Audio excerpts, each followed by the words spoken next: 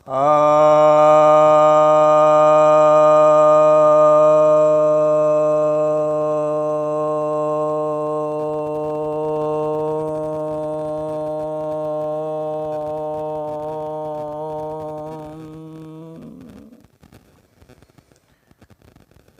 भक्तजनों को सप्रेम नमन। भक्तों, आज मैं आपके समक्ष महर्षि पतंजलि द्वारा रचित लोकप्रिय ग्रंथ योग सूत्र के प्रथम अध्याय, जिसे समाधिपाद भी कहते हैं, के 48वें सूत्र की व्याख्या करने जा रहा हूँ। यह सूत्र कहता है, ऋतंभरा तत्र प्रज्ञा, अर्थात तत्र यहाँ पर निर्विचार समाधि की बातें जो पहले हुई थी उसके लिए है, जो अध्यात्म प्रसाद की बात हुई थी। तो कहते हैं वह जो अध्यात्म प्रसाद है जो निर्विचार समाधि से प्राप्त होता है, वह प्रज्ञा ऋतंभरा है, अर्थात उसका नाम ऋतंभरा है। तो यहाँ पर प्रज्ञा किसे कहते हैं यह समझ लेना चाहिए। प्रज्ञा अर्थात समाधिजन्य बुद्धि, वह बुद्धि जो विवेक से आगे है। बुद्धि के बाद विवेक, विवेक से और जब सूक्ष्म हो जाए तो उसे प्रज्ञा कहते हैं। वह बुद्धि जिसमें कि समाधि हो जाती है, ध्यान अवस्था में जब हम चले जाते हैं तो वह बुद्धि प्रज्ञा कहलाती है। तो उस बुद्धि के लिए कहा जा रहा है कि जब अध्यात्म प्रसाद हो जाता है, जब निर्विचार समाधि हो जाती है, तो हमें प्रज्ञा वाली बुद्धि प्राप्त होती है। और वह जो बुद्धि है, उस बुद्धि को क्या कहते हैं? ऋतंभरा प्रज्ञा।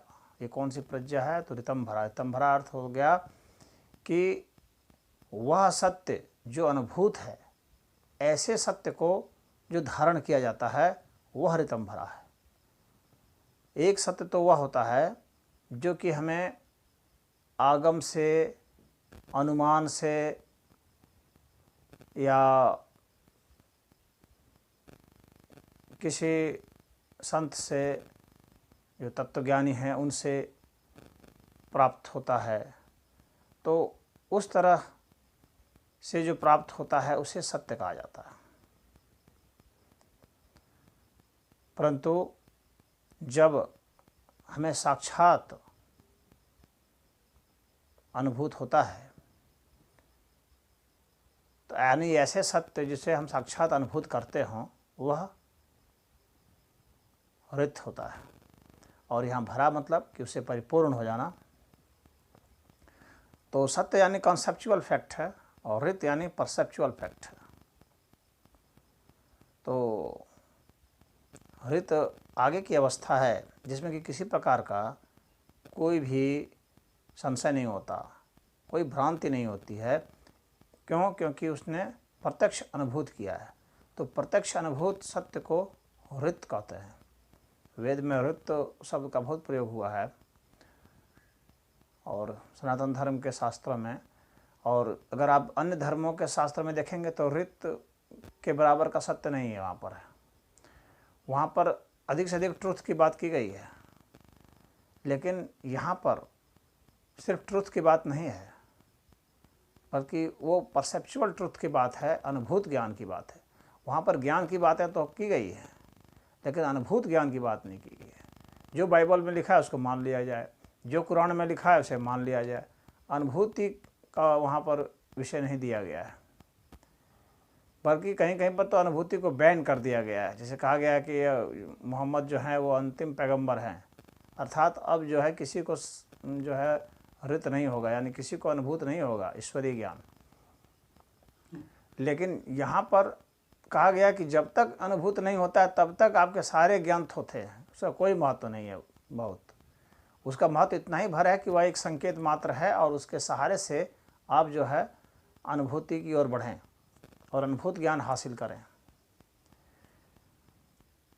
जैनियों में भी वो अंतिम तीर्थंकर बता दिया गया, महावीर को 24वें तीर्थंकर।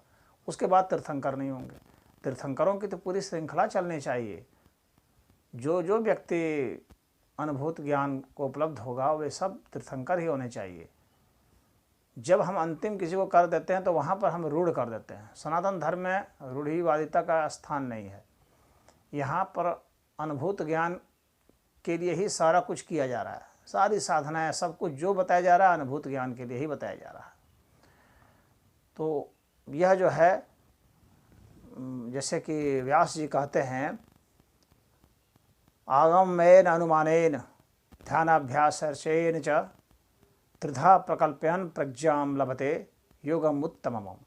अर्थात जो वेद सम्मत हो, श्रवण से हो और मनन से हो। यहाँ पर अनुमान का मतलब मनन समझना चाहिए। अनुमान का मतलब वो कोरी कल्पना नहीं, बल्कि तत्व ज्ञान संबंधित जो आदमी मनन चिंतन करता वह। और निधिध्यासन, निधिध्यासन का अर्थ हो गया कि ध्यान के विषय में हमारे में श्रद्धा हो, आदर हो, वह जो है और लगातार उसका अभ्यास हो, तो ये निधिध्यासन कहलाता है। यानी श्रद्धा आदर के साथ जो हम अभ्यास करते हैं ध्यान का, वह निधिध्यासन है। तो इन तीनों के जो व्यास जी हैं वो कहते हैं कि इन तीनों के ही सम्मिश्रण से और जो हमारा भक्ति और प्रेम है वो सब भी इसमें शामिल कर दिया जाना चाहिए। तो इस तरह से जो हम संपादन करते हुए जब चलते हैं तो जो योगी है वो उत्तम योग को प्राप्त होता है। तो ये जो 3 प्रकार की जो प्रज्ञा है, उन 3 प्रकार की प्रज्ञा से योगी उत्तम लाभ को प्राप्त होता है। और ये 3 प्रकार की प्रज्ञा का यहाँ पर मतलब उनका वह है, निधिध्यासन से मतलब है, और चिंतन मनन से यानी ज्ञान योग को भी शामिल उन्होंने कर लिया है। और श्रवण का मतलब यहाँ पर है सत्संग वगैरह से है। और वो सत्संग जो है वो कैसा, वो सत्संग जो है वेद सम्मत होना चाहिए। वेद सम्मत अगर वो सत्संग नहीं है तो उसको सत्संग नहीं कहेंगे।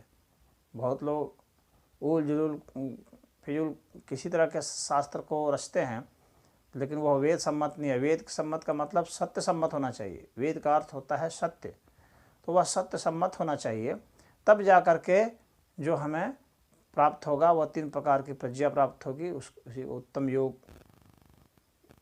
की प्राप्ति होती है, यानी ऋत की प्राप्ति होती है। यही यहाँ पर इस सूत्र का मतलब होता है। ओम।